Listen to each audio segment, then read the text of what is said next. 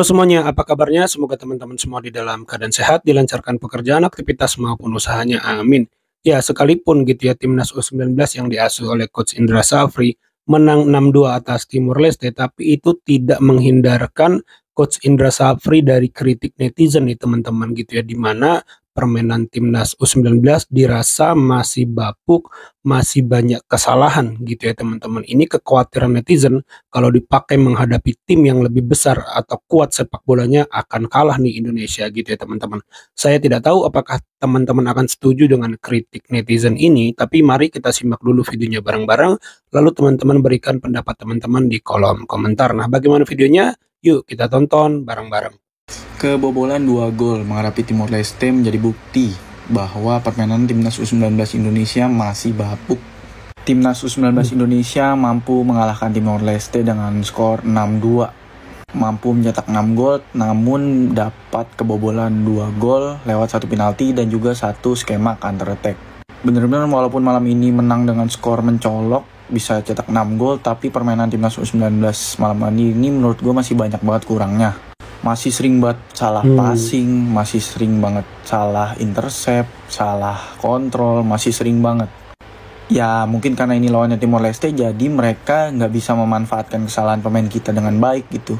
Tapi kalau ini tadi lawannya sekelas Thailand, Vietnam, Malaysia ataupun Australia, ya mungkin kita bisa kebobolan lebih dari 2 gol.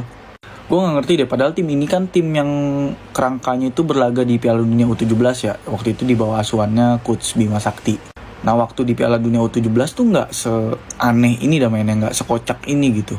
Masih lumayan bagus menghadapi tim-tim kuat dari mancanegara gitu kan. Lawan Panama, lawan Maroko, lawan Ekuador. Pokoknya permainan kita walaupun kalah dan hanya dapat 1 poin waktu itu, tapi permainan kita tuh nggak seburuk ini. Sedangkan di 3 game ini tuh kita lawannya baru lawan Filipina, Kamboja, dan Timor Leste yang secara tradisi pun dia nggak punya tradisi apa-apa di sepak bola Asia Tenggara gitu, terutama di kelompok umur 19 apalagi. Gue bingung kenapa jadi berubah nih, kenapa U19 yang sekarang itu jadi banyak salah passingnya, salah kontrol, salah pengambilan keputusan, salah crossing, pokoknya banyak-banyak melakukan kesalahan gitu. Ini antara memang pemainnya yang stuck dan nggak berkembang, atau perkembangannya lambat, atau memang ini pelatihnya yang berpengaruh, karena di U17 itu waktu itu pelatihnya Bima Sakti, bukan Coach Indra Safri. Menarik buat menunggu lawan timnas di semifinal, yang kemungkinan besar adalah antara Malaysia atau Thailand tadi kalau kata komentator. Ya nanti kita cek lagi lah, tapi kemungkinan besar lawannya antara Malaysia ataupun Thailand. Jadi mungkin di semifinal barulah timnas Indonesia mendapatkan lawan yang cukup seimbang dari segi permainan dan kualitas tim gitu. Karena di grup lawannya cuma Filipina, Kamboja, sama Timor Leste yang secara individu juga udah jauh gitu. Kita lihat nanti di semifinal lawan tim yang lebih kuat, apakah masih main kayak 3 match ini, banyak salah passing, banyak salah kontrol. Kita lihat apakah akan seperti itu di semifinal. Semoga sih udah improve ya. Main seperti ini, apa yakin bisa menjadi juara? Ya, Indonesia U19 mampu lolos ke semifinal ASEAN Championship atau AFF U19 setelah mampu mengalahkan Timor Leste dengan skor telak 6-2 dan lolos sebagai juara grup. 3 kali kita mampu meraih kemenangan dari 3 kali bermain di fase grup. Dan kenapa gue bilang main seperti ini apakah yakin bisa jadi juara? Karena gue tidak melihat perubahan strategi dari 3 pertandingan awal dari timnas Indonesia. Ya, terutama strateginya apa, gameplaynya itu jelas. Bola ke sayap, crossing, bola ke sayap, crossing, dan memanfaatkan bola-bola atas itu banyak sekali. Ya, dan kalau kalian lihat mayoritas dari gol kita dari fase grup itu mayoritas itu bola-bola atas. Ya, kalaupun nggak bola-bola atas ya mungkin shooting jarak jauh lini kedua. Nah, sebenarnya gue tidak ada masalah dengan gaya permainan crossing, walaupun gue nggak enak nontonnya, tapi that's okay lah kalau efektif, kalau sukses, kalau dijalankan dengan benar, kalau eksekusinya di lapangan itu benar, crossingnya akurat, headingnya akurat, seperti di pertandingan ini dan juga di pertandingan pertama lawan Filipina. Gak ada masalah, gue meremata lah. Ya, tapi kalau seperti case-nya lawan Kamboja, di mana kita kesulitan, lawan sudah sebenarnya bisa antisipasi hal tersebut, itu yang akan jadi repot. Karena lawan kita di semifinal tidak akan mudah. Kemungkinan ketemu Thailand. Oke, misalkan Thailand menang, kita menang lawan Thailand, ke final ketemu Australia, main seperti ini, crossing lawan Australia yang postur tubuhnya jauh lebih tinggi dibandingkan kita, apakah bisa? Nah, itu yang menurut gue harus kita sama-sama lihat dan sama-sama concern akan hal itu. Kita dukung semua, gue juga dukung ya, apapun yang terjadi gue dukung. Cuman harus ini harus kita beri masukan juga timnas ini, supaya nanti ketika deadlock misalkan ya, strategi ini tidak berjalan, maka ada plan B, maka ada alternatif strategi lain. Contoh kombinasi dari tengah, ya kan? Contoh bagaimana umpan-umpan pendek, trupas, itu harus dilakukan, harus disediakan, dan gue yakin pasti akan ada. Ya semoga ada, sehingga nantinya ketika crossingnya mandek, nggak akurat, buntu, itu bisa dilakukan strategi alternatif. Dan pemilihan Jens Raffen ini gue harap dia akan terus jadi starter karena strateginya cocok dengan dia adalah real striker yang punya postur tinggi, yang punya bola-bola atas juga bagus, jadi harusnya Jens Raffen yang jadi starter di semifinal maupun final. Oke, masuk akal ya. Tetap selamat untuk timnas U19, semoga bisa menjadi juara di kompetisi atau turnamen kali ini. Segitu dulu. Akhirnya Pak Sapri tobat. Oke, seperti yang udah gue bahas di video sebelumnya, timnas U19 kita berhasil membantai Timor Leste 6-2 dan lolos ke semifinal Piala AFF U19. Tapi di video kali ini gue pengen ngebahas permainan timnas kita. Kita lihat dari startingnya dulu ya. Akhirnya Pak Indra Sapri tobat juga ya. Akhirnya ada rotasi nih. Tapi Indra Sapri tadi sempat ngomong sih, intinya dia lagi mencari tim terbaik lah yang dilihat dari fase grup ini untuk bermain di semifinal nanti. Di laga ini pakai dua striker ya mulainya. Ada Jens Raffen dan juga Ragil di depan. Di lini tengah ini ada Caviator dan juga Welber yang akhirnya bermain sebagai starter. Vigo Dennis tetap bermain dan mencetak gol indah ya kan. Ya di belakang ada Rizjar, ada juga Alexandro Felix Camuro dan juga Sultan Zaki. Di laga kali ini timnas U19 mulai banyak main dari tengah ya, nggak cuma dari sayap, karena di pertandingan sebelumnya benar-benar mainnya semuanya dialin dari sayap ngandelin cutback, tapi kali ini banyak juga sih main dari tengah. Dan dari 6 gol hanya 2 yang set piece, sisanya dari open play. Caviator Rizky menjadi pemain yang menurut gue sangat-sangat penting untuk timnas U19, cetak 3 assist 1 gol, golnya indah juga. Dan permainan timnas kita jauh lebih bagus, lebih kolektif, lebih enak ditonton dan nggak terlalu membosankan. Starting ini udah cakep sih, mungkin aja bisa dicoba duet Jens Raffen dan juga Arkan Kakak langsung main dari babak pertama di pertandingan berikutnya. Dan juga Donitri mungkin bisa main biar lebih cakep lagi aja.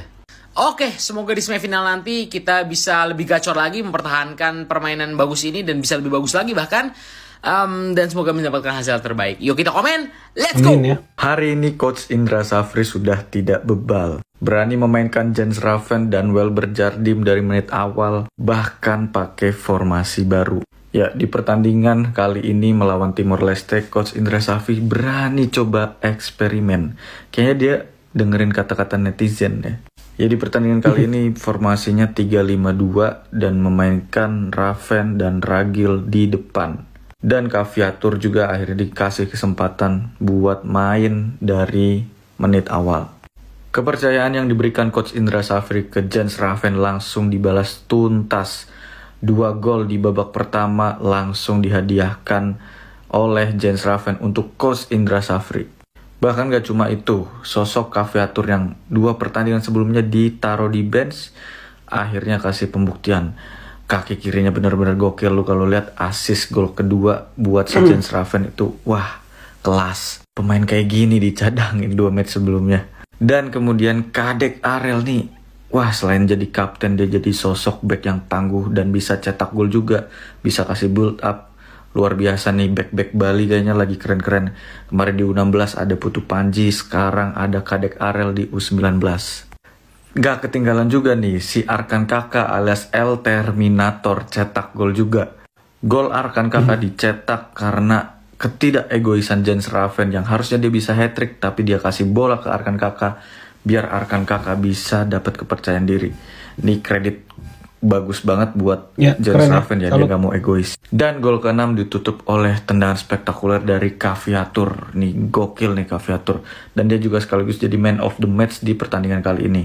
So, dengan hasil skor 6-2, timnas Indonesia berhasil memuncaki klasemen grup A. Dengan hasil ini, Indonesia bisa melaju ke babak semifinal dan akan kemungkinan bertemu dengan Timnas Malaysia U19. Kalau menurut lu, Coach Indra Safri sudah tidak bebal atau masih bebal? Coba tulis di kolom komentar. Full time. Jadi timnas Indonesia asuhan Coach Sapri berhasil melumat habis Timor Leste 6-2. Ada beberapa catatan ya, balik lagi ya, gue kan pandit abal-abal ya. Ada beberapa catatan dari gue nih, secara objektif ya. Yang pertama ya, akhirnya Jens Raven, Kaviatur, terus si Welber Jardim jadi starter. Akhirnya terbuka, matanya Sapri terbuka. Dan kesempatan ini tidak disia-siakan ya. Emang Raven nih gila. Naluri strikernya, insting mencetak gol, positioning, dia kagak males. Dia bermain nomor 9 tapi dia getol ngejar bola kanan kiri. Passingnya bagus, perannya banyak, mantulin bola bisa, finishing bisa. Gak heran Sintayong jauh-jauh ke Belanda ketemu dia ya. Dan kredit besar untuk Kadek Arel ya. Dia menjalankan peran sebagai ball playing defendernya bagus. Ini Bali ini gak berhenti-berhenti ngasilin back-back bagus ya. Kemarin U16 Putu Panji ya. Gila. Respect. Terus ini bocah ini bisa-bisanya Kapiatur 2 match dicadangin. Dan di match ini dia membuktikan ya 1 gol 3 assist.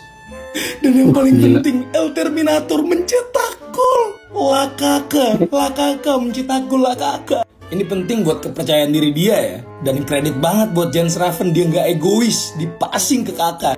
Ya semoga ini jadi awal yang baik ya buat Kakak ya. Balik lagi ya, mau gimana pun ya, dari kemarin walaupun gue menghujat-hujat, tapi dia sebenarnya salah satu talent di Indonesia mau gimana pun ya. Semangat terus Kakak. Kakak, semangat lah Kakak. Terakhir ya, kredit dari gue buat Welber. Ini orang kerja keras, cuma dari gue pribadi ya. Menurut gue ya, timnas Indonesia U19 ini berbutuh gelandang ya.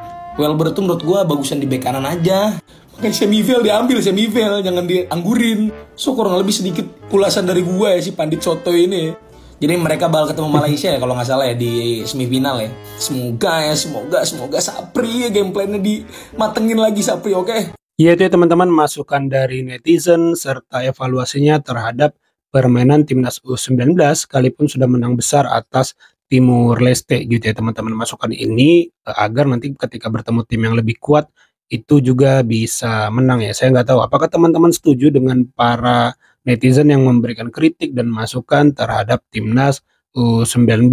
Kalau pandangan saya sih lebih baik kesalahan-kesalahan itu, eksplorasi kreativitas itu memang dibangun dari awal ya, seperti yang Coach Indra Safri lakukan ketika berhadapan dengan Timur Leste, Filipina dan tim-tim yang lebih tidak sekuat yang akan ditemui di final atau semifinal. Jadi saya pikir kalaupun harus berbuat kesalahan itu sudah tepat ketika menghadapi misalnya Timur Leste gitu ya teman-teman, Kamboja. Jadi disitulah ruang kreativitas utak-atiknya dilakukan. Jadi ketika nanti bertemu tim yang lebih kuat itu sudah matang. Mungkin itu ya yang coba dilakukan Coach Indra Safri. Kalau menurut teman-teman sendiri bagaimana? Coba tulis pendapat teman-teman di kolom komentar.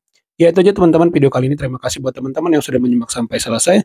Jangan lupa di like videonya, di subscribe channel ini agar terus berkembang. Sampai jumpa di video saya selanjutnya.